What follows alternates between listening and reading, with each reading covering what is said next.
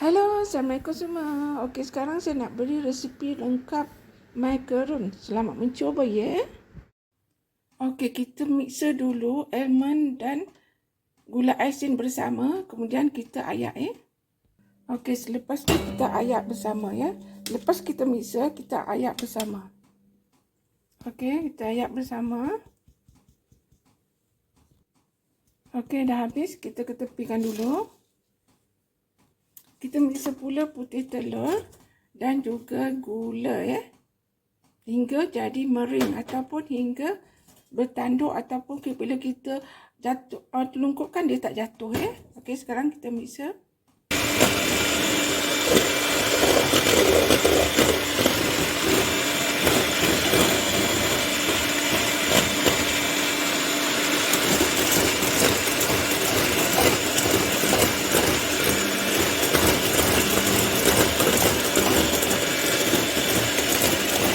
Okey, dia dah jadi mering, dah bertanduk macam ni. Kemudian kita masukkan vanila serbuk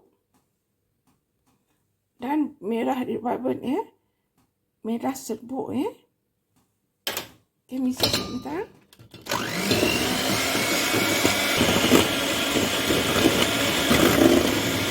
Macam ni lah kita katakan mering ya. Bila kita telungkupkan dia tak jatuh pun ya.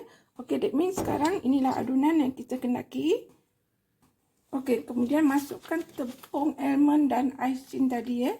Gula asin yang kita dah ayak terlebih dahulu, gaul bersama ya. Gaul.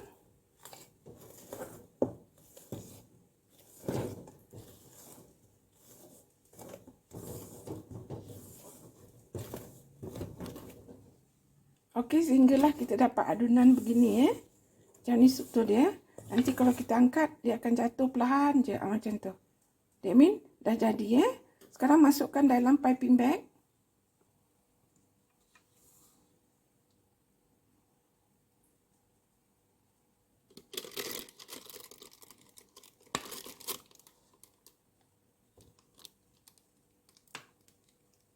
Okey, sekarang kita boleh pipekan di atas loyang macaron ya. Ini kita punya loyang macaron. Kalau tak ada pun boleh letak dengan baking paper pun boleh juga ya. Kita buat bulat-bulat. Lepas tu kita boleh pipekan ke atas ni ya. Okey, sekarang kita nak pipekan. Bismillahirrahmanirrahim.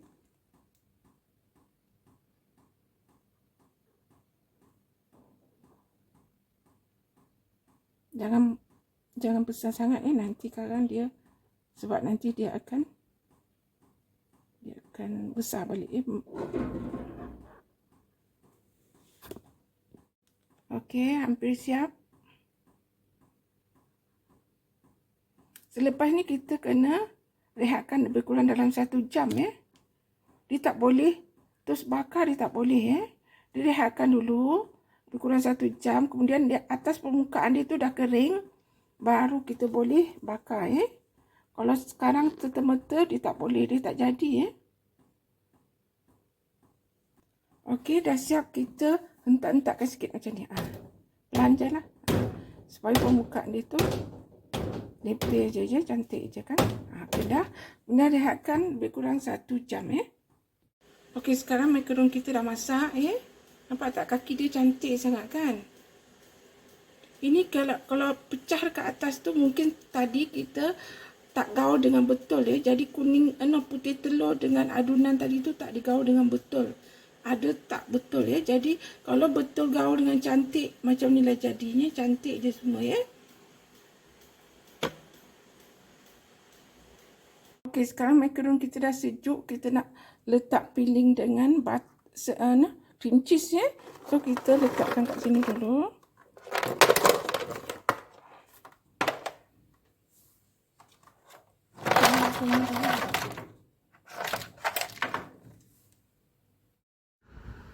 Okey, inilah struktur dia selepas kita sejukkan. Dan bolehlah kita nak letak cream cheese ke, butter cheese ke, apa-apa pun boleh ya. Kita boleh letakkan dia punya filling dia sekarang. Nampak tak? Cantik sangat ya. Inilah macaron yang menjadi. Di luarnya garing dan di dalam ni bila kita makan padat ya. Terasa dia punya almond tu ya, sangat sedap ya. Cantik. So, terima kasih kerana menonton. Selamat mencuba ya.